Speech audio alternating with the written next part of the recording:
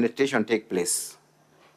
Whereas that is not the case here, we began by giving senators an indication of what they would be treated to by the deputy governor, an obvious lie. And we said that the deputy governor will come before you and look you straight in the eyes and lie to you. He has not disappointed. He looked you straight in the eye and gave very obvious lies that amount to insulting everyone's intelligence, with all due respect.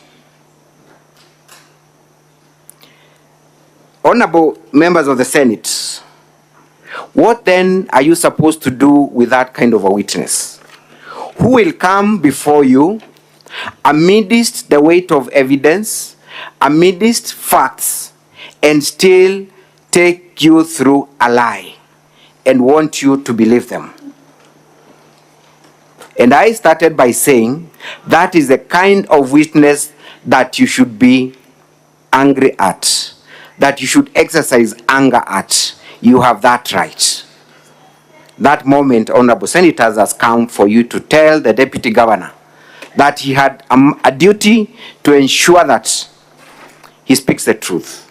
And even where he has difficulty speaking the truth, let that lie not be the kind that insults the intelligence of honorable senators. You had the opportunity to see the witnesses.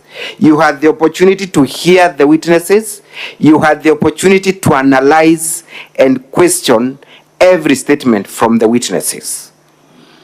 You can tell, honorable senators, that those witnesses were not credible, they were not truthful, they were not honest. How do you analyze a lie? You look at the presentation of facts and ask yourself, based on the conduct of the witness, based on logic, based on the way we all perceive things, does that make sense?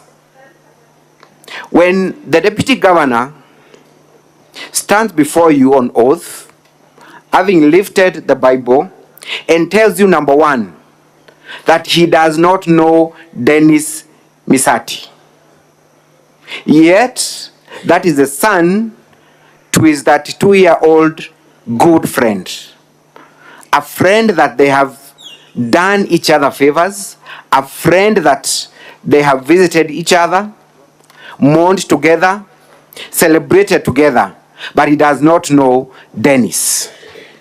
But he wants you to believe that somehow on 28th of May, Dennis, in the company of his father, visited him, and they sat at a distance and were not privy to the conversation, and that the only role Dennis performed that day was to pay a debt that his father owed him. Honorable senators, these are not 5-year-old children we are talking about, not 10-year-old children we are talking about. We are talking about married men with their families in the company of their father to visit the deputy governor, one of the sons that the deputy governor disowns as not having a personal relationship with. So then one would ask, what was the essence of the meeting? What was the essence of that visit? It must have been towards what Dennis was saying. It cannot be anything else. Honorable senators, when the deputy governor stands before you, a man of serious qualifications, serious titles, and he tells you that he is able to operate his mobile banking, that he is able to operate the M-Pesa app, but he does not know how to reverse money, that he received 100,000, rather that he received money from Dennis, wrongly sent it to Lucy, but somehow does not understand the procedure of reversing that money.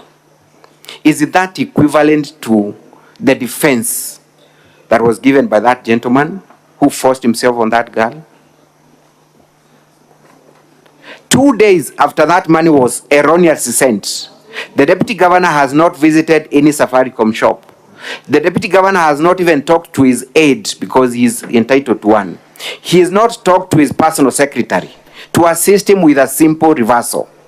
And he wants honorable senators representing the entire country to believe that lie.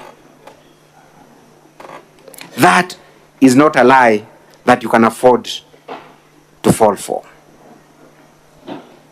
The deputy governor comes before you and tells you that, yes, I had spoken to Dennis' father for this employment favor, that yes, I approached Lucy seeking for this favor, that yes, I received money which he now terms as repayment of debt. And 30 minutes after receipt of that money, sends that money to Lucy by mistake. Now, logic dictates that the chain that is being talked about has not been broken. There is a clear trace of the intention of the money, the person who is supposed to procure that money, the person who is sent